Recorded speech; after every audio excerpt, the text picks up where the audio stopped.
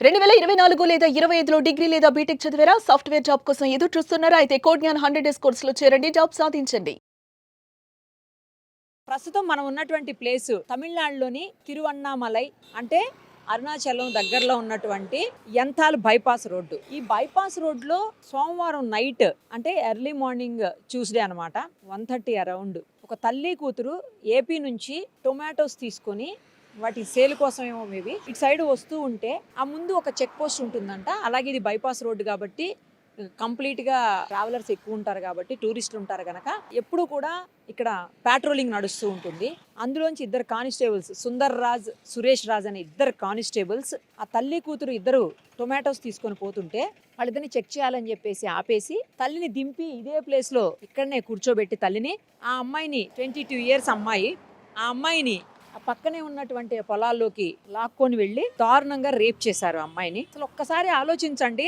రక్షక భటులు అంటే ఎవరు రక్షక భటులు? రక్షక భటులుగా ఉండాల్సినటువంటి వాళ్ళు భక్షక భటులు అయ్యారా? అంటే పోలీసులు ఎవరైనా ఇబ్బందుల్లో ఉన్నప్పుడు, ఎవరికైనా అన్యాయం జరిగినప్పుడు, ఎవరికైనా సమస్య వచ్చినప్పుడు కాపాడేవాళ్ళు, వాళ్ళు రక్షించాల్సినటువంటి వాళ్ళు. అలాంటి వాళ్ళు భక్షించటం ఏంటి? అలాంటి వాళ్ళు ఒక యువతిని అత్యంత దారుణంగా అన్యాయంగా ఇలా అత్యాచారం చేయటం ఏంటి? ఇంతకంటే ఘోరం ఎక్కడన్నా ఉంటుందా అసలు? అయితే ఆ తల్లి అక్కడ కూర్చుని ఏడుస్తూ ఉంటే చూసినటువంటి చుట్టుపక్కల గ్రామస్తులు అలాగే ఇక్కడ పోతున్నటువంటి కొంతమంది ఏం జరిగిందని అడిగి ఆమెని ఇమీడియట్గా పోలీస్ స్టేషన్కి తీసుకొని వెళ్ళి అక్కడ పోలీసులు కంప్లైంట్ ఇస్తే సంబంధిత ఎస్పీ గారు ఇమ్మీడియట్గా రెస్పాండ్ అయ్యి ఇద్దరు కానిస్టేబుల్స్ని సస్పెండ్ చేసి ఆ తర్వాత అరెస్ట్ చేశారు వాళ్ళిద్దరిని. ఆ అమ్మాయిని హాస్పిటల్కి పంపించారు. కానీ ఎంత ఘోరం అంటే అసలు ఎవరన్నా చేశారు ఏదన్నా అయింది అంటే ఓకే, కొంతవరకు మనం కూడా ఇంకా క్రిమినల్స్ చేసే పనేలే ఇది, ఇలాంటివి జరుగుతూనే ఉంటాయి అని చెప్పేసి అనుకుంటుంటారు. వాళ్ళని చెకింగ్ పేరుతో ఆపడం, ఆపింది కాకుండా తల్లినేమో దింపి ఆ అమ్మాయిని తీసుకెళ్ళి అలా చేయటం. పోలీసులు ఏంటి వాళ్ళ పని, అసలు వాళ్ళ డ్యూటీ ఏంటి? నేను అందరినీ అనట్లేను. ఎవరైతే ఇంత ఘోరానికి దారుణానికి పాల్పడ్డారో అలాంటి వాళ్ళ గురించి పర్టికులర్గా మాట్లాడుతున్నాను. పోలీసుల దగ్గర కూడా రక్షణ లేకపోతే ఇంకా రక్షించేది ఎవరు?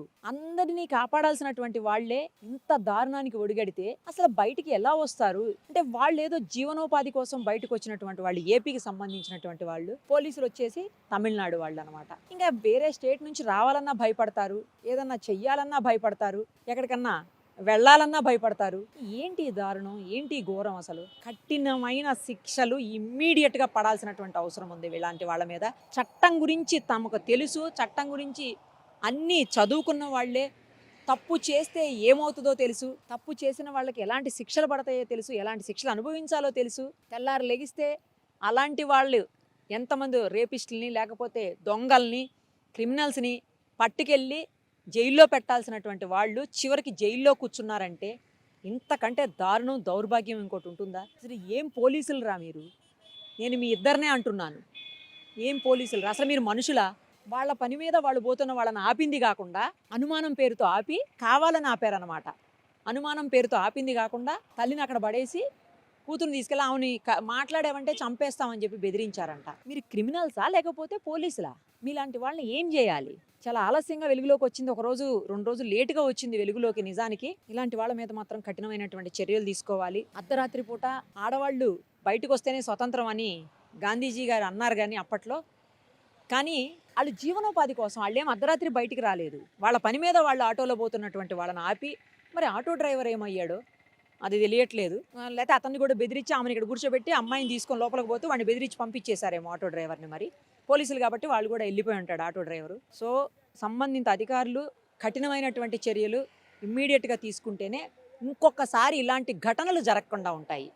అయితే ఈ చుట్టుపక్కల ఉండేటువంటి స్థానికులే కాపాడారని చెప్పాను కదా.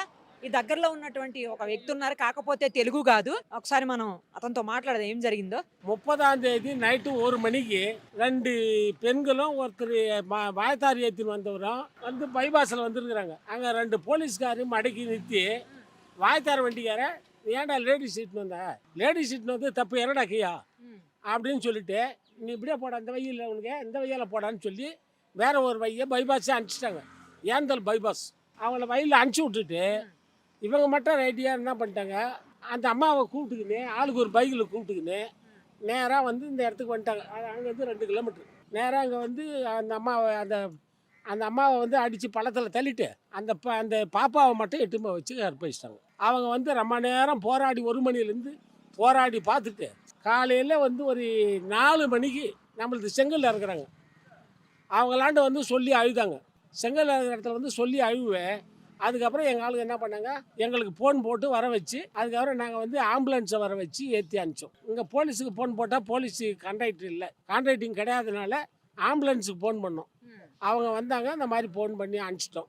இது எல்லாமே அவங்க பார்த்துக்கினாங்க. அதுக்கப்புறம் வந்தாங்க போலீஸ்காரங்க, இந்த மாதிரி தான் நாங்கள் செய்தோம்னு சொன்னோம். ప్రస్తుతం మనం ఉన్నటువంటి ప్లేసు తమిళనాడులోని తిరువన్నామలై అంటే అరుణాచలం దగ్గరలో ఉన్నటువంటి యంతాల్ బైపాస్ రోడ్డు. ఈ బైపాస్ రోడ్లో సోమవారం నైట్ అంటే ఎర్లీ మార్నింగ్ ట్యూస్డే అనమాట 1:30 అరౌండ్ ఒక తల్లి కూతురు ఏపీ నుంచి టొమాటోస్ తీసుకొని వాటి సేల్ కోసం ఏమో మేబీ ఇటు సైడ్ వస్తూ ఉంటే ఆ ముందు ఒక చెక్ పోస్ట్ ఉంటుందంట. అలాగే ఇది బైపాస్ రోడ్డు కాబట్టి కంప్లీట్గా ట్రావెలర్స్ ఎక్కువ ఉంటారు కాబట్టి టూరిస్టులు ఉంటారు కనుక ఎప్పుడు కూడా ఇక్కడ పాట్రోలింగ్ నడుస్తూ ఉంటుంది.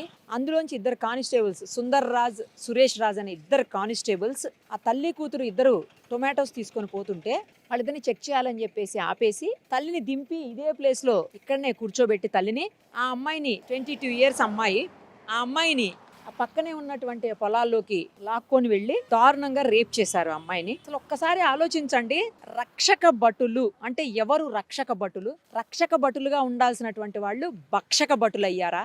అంటే పోలీసులు ఎవరైనా ఇబ్బందుల్లో ఉన్నప్పుడు, ఎవరికైనా అన్యాయం జరిగినప్పుడు, ఎవరికైనా సమస్య వచ్చినప్పుడు కాపాడేవాళ్ళు, వాళ్ళు రక్షించాల్సినటువంటి వాళ్ళు. అలాంటి వాళ్ళు భక్షించటం ఏంటి? అలాంటి వాళ్ళు ఒక యువతిని అత్యంత దారుణంగా అన్యాయంగా ఇలా అత్యాచారం చేయటం ఏంటి? ఇంతకంటే ఘోరం ఎక్కడన్నా ఉంటుందా అసలు? అయితే ఆ తల్లి అక్కడ కూర్చుని ఏడుస్తూ ఉంటే చూసినటువంటి చుట్టుపక్కల గ్రామస్తులు అలాగే ఇక్కడ పోతున్నటువంటి కొంతమంది ఏం జరిగిందని అడిగి ఆమెని ఇమీడియట్గా పోలీస్ స్టేషన్కి తీసుకొని వెళ్ళి అక్కడ పోలీసులు కంప్లైంట్ ఇస్తే సంబంధిత ఎస్పీ గారు ఇమ్మీడియట్గా రెస్పాండ్ అయ్యి 2 కానిస్టేబుల్స్ని సస్పెండ్ చేసి ఆ తర్వాత అరెస్ట్ చేశారు వాళ్ళిద్దరిని. ఆ అమ్మాయిని హాస్పిటల్కి పంపించారు. కానీ ఎంత ఘోరం అంటే అసలు ఎవరన్నా చేశారు ఏదన్నా అయింది అంటే ఓకే, కొంతవరకు మనం కూడా ఇంకా క్రిమినల్స్ చేసే పనేలే ఇది, ఇలాంటివి జరుగుతూనే ఉంటాయి అని చెప్పేసి అనుకుంటుంటారు. వాళ్ళని చెకింగ్ పేరుతో ఆపడం, ఆపింది కాకుండా తల్లినేమో దింపి ఆ అమ్మాయిని తీసుకెళ్ళి అలా చేయటం. పోలీసులు ఏంటి వాళ్ళ పని, అసలు వాళ్ళ డ్యూటీ ఏంటి? నేను అందరినీ అనట్లేను, ఎవరైతే ఇంత ఘోరానికి దారుణానికి పాల్పడ్డారో అలాంటి వాళ్ళ గురించి పర్టికులర్గా మాట్లాడుతున్నాను. పోలీసుల దగ్గర కూడా రక్షణ లేకపోతే ఇంకా రక్షించేది ఎవరు?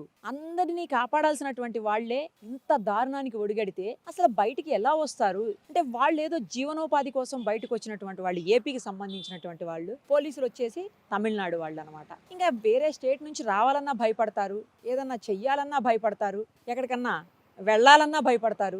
ఏంటి దారుణం, ఏంటి ఘోరం? అసలు కఠినమైన శిక్షలు ఇమ్మీడియట్గా పడాల్సినటువంటి అవసరం ఉంది ఇలాంటి వాళ్ళ మీద.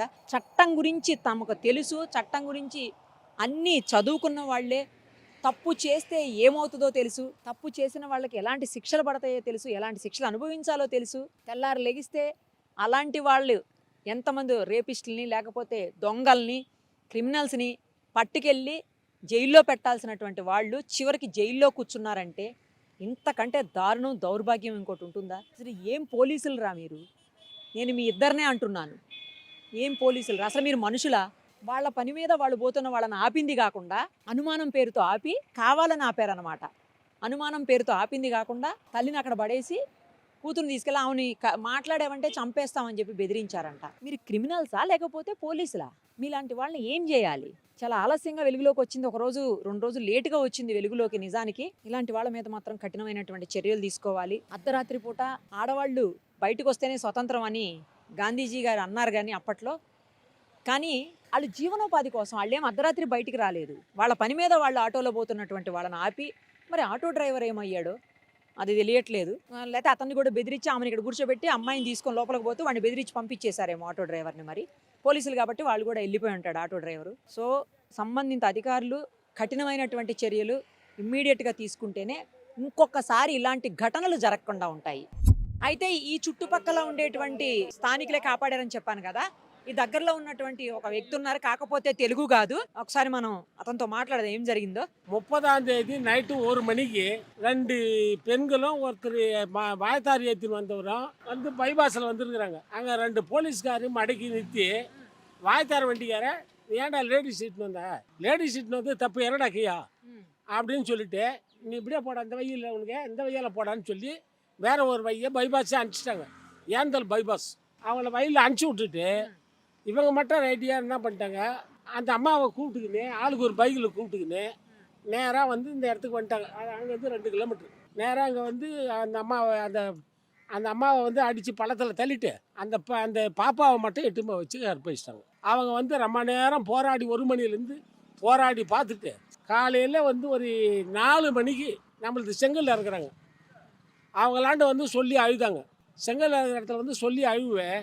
அதுக்கப்புறம் எங்கள் ஆளுங்க என்ன பண்ணாங்க, எங்களுக்கு ஃபோன் போட்டு வர வச்சு அதுக்கப்புறம் நாங்கள் வந்து ஆம்புலன்ஸை வர வச்சு ஏற்றி அனுப்பிச்சோம். இங்கே போலீஸுக்கு ஃபோன் போட்டால் போலீஸு கான்ட்ராக்டர் இல்லை, கான்ட்ராக்டிங் கிடையாதுனால ஆம்புலன்ஸுக்கு ஃபோன் பண்ணோம்.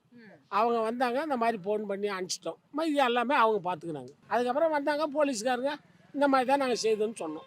సుమన్ టీవీలో మీ పర్సనల్ అండ్ బిజినెస్ ప్రమోషన్స్ కోసం కింది నెంబర్కి కాంటాక్ట్ చేయండి.